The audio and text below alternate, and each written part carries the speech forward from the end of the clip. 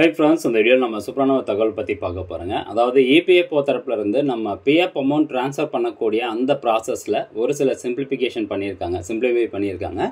அதை பற்றின தகவல் தான் இந்த வீடியோவில் நம்ம பார்க்க போகிறோம். முடிஞ்ச அளவுக்கு இந்த இன்ஃபர்மேஷனை நிறைய பேருக்கு ஷேர் பண்ணிவிடுங்க. ஏன்னா நிறைய பேருக்கு இந்த ஒரு பர்டிகுலர் ரீசன்னால் அவங்களுடைய பிஎஃப் அமௌண்ட் ட்ரான்ஸ்ஃபர் பண்ண முடியாமல் இருக்கலாம். ஸோ அவங்களுக்கெல்லாம் கண்டிப்பாக அது பயனுள்ளதாக இருக்கும். சரி, இந்த சுற்றறிக்கை என்ன சொல்லுது அப்படின்னு பார்க்கலாம். வெளியிட்ட தேதி 20/5/2025. சப்ஜெக்ட் பாருங்கள். Simplification of transfer claim process, handling of overlapping service period during processing of transfer claim request.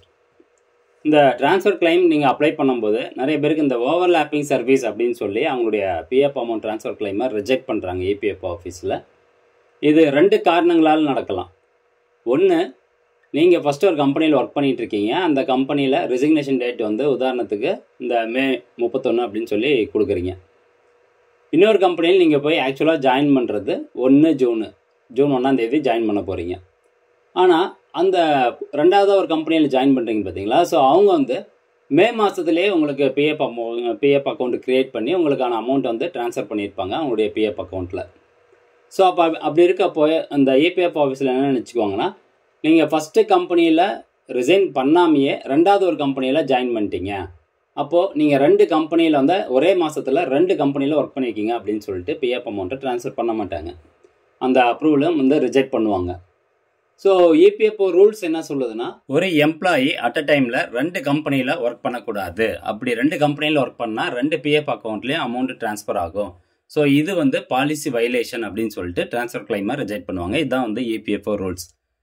இப்போது இந்த சுற்றறிக்கை என்ன சொல்லுதுன்னா, அந்த ஓவர்லாப்பிங் சர்வீஸை நீங்கள் எப்படி ஹேண்டில் பண்ணணும் அப்படிங்கிறதுக்கான ஒரு இன்ஃபர்மேஷன் கொடுக்குறாங்க. It has been observe that transfer claim request are being rejected due to the issue of overlapping service periods by the regional offices.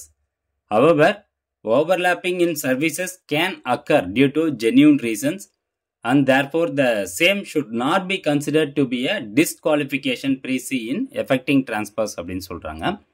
அதாவது தற்போது இருக்கக்கூடிய நடைமுறைப்படி பிஎஃப் ரீஜனல் ஆஃபீஸர்ஸ் வந்து இந்த மாதிரி ஓவர்லாப்பிங் சர்வீஸ் இருந்ததுன்னா ரிஜெக்ட் பண்ணுறீங்க.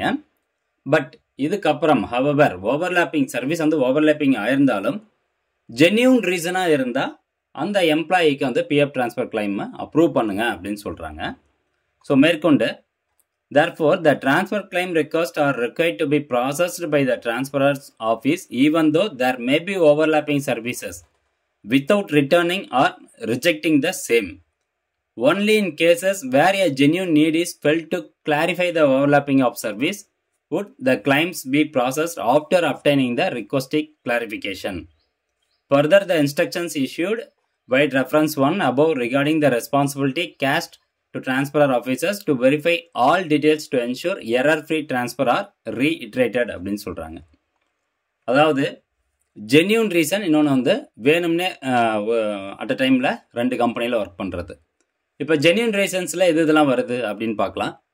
ஒரு கம்பெனி தவறுதலாக அவங்களுடைய ஜாயினிங் டேட்டை முன்கூட்டியே அப்டேட் பண்ணிவிட்டு முன்கூட்டியே வந்து அவங்க அந்த கம்பெனியை ஜாயின் பண்ணதுக்கு முன்னாடி மாதமே அவங்களுக்கான பிஎஃப் அமௌண்ட்டை அவங்களுடைய பிஎஃப் அக்கௌண்ட் ட்ரான்ஸ்ஃபர் பண்ணியிருந்தாங்கன்னா இது ஓவர்லாப்பிங் சர்வீஸ், இது ஜென்யூன் ரீசன்ஸ். ரெண்டாவது வந்து பார்த்தீங்கன்னா, இப்போது நீங்கள் ஃபஸ்ட்டு ஒரு கம்பெனியில் ஒர்க் பண்ணிகிட்டு இருக்கீங்க. உங்களுக்கான ரிலீவிங் டேட் அந்த மந்த்தினுடைய எண்டுன்னு வச்சுக்கலாம்.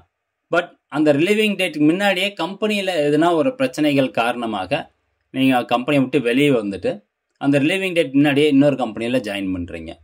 ஸோ இதுவும் வந்து பார்த்தீங்கன்னா ஜென்யூன் ரீசன் அடிப்படையில் தான் வருது. ஸோ இந்த மாதிரி ஜென்யூன் ரீசனாக இருந்தால் ரிட்டர்ன் மூலமாக அவங்க ஸ்டேட்மெண்ட் வாங்கிட்டு உங்களுடைய பிஎஃப் ட்ரான்ஸ்ஃபர் கிளைமை அப்ரூவ் பண்ணணும் அப்படின்னு சொல்கிறாங்க. ஸோ இந்த ஒரு சுற்றறிக்கையை பொறுத்த வரைக்கும் நிறைய பேருக்கு இந்த பிரச்சனை இருக்குது. இந்த ஓவர்லாப்பிங் சர்வீசஸ்னால அமௌண்ட் ட்ரான்ஸ்ஃபர் பண்ண முடியாமல் இருக்குது. பட் இந்த ஒரு சுற்றறிக்கையை பொறுத்த வரைக்கும் உங்களுக்கு இது ஹெல்ப்ஃபுல்லாக இருக்கும் அப்படின்னு நினைக்கிறேன். நீங்கள் வந்து ட்ரான்ஸ்ஃபர் கிளைமுக்கு அப்ளை பண்ணுங்கள். இன்கேஸ் ஏதாவது அட்டாச்மெண்ட் இருந்தால் கூட அதையும் சேர்த்து அட்டாச்மெண்ட் பண்ணுங்கள். அதேமாதிரி பார்த்தீங்கன்னா உங்களுடைய ரிசிக்னேஷன் டேட் வந்து இந்த மந்த் எண்டு இருக்குது. பட் கம்பெனி அதுக்கு முன்னாடியே க்ளோஸ் பண்ணிட்டாங்க. ஒரு 10 நாள் 5 நாளுக்கு முன்னாடியே க்ளோஸ் பண்ணிட்டாங்க. நீங்கள் இன்னொரு கம்பெனியில் போய் ஜாயின் பண்ணுறீங்க. அப்படிங்கும்போதும் உங்களுக்கு வந்து இது பொருந்தும். ஜென்யூன் ரீசன் அடிப்படையில் தான் வருது. ஸோ இந்த மாதிரி ரிட்டர்ன் ஸ்டேட்மெண்ட் கொடுத்தீங்க அப்படின்னா பிஎஃப் ட்ரான்ஸ்ஃபர் அமௌண்ட் கிளைம் பண்ணி கொடுத்துருவாங்க. ஸோ இந்த சுற்றறிக்கை அதான் சொல்லுது. ஸோ இந்த இன்ஃபர்மேஷன் முடிஞ்சவங்க நிறைய பேருக்கு ஷேர் பண்ணி விடுங்க.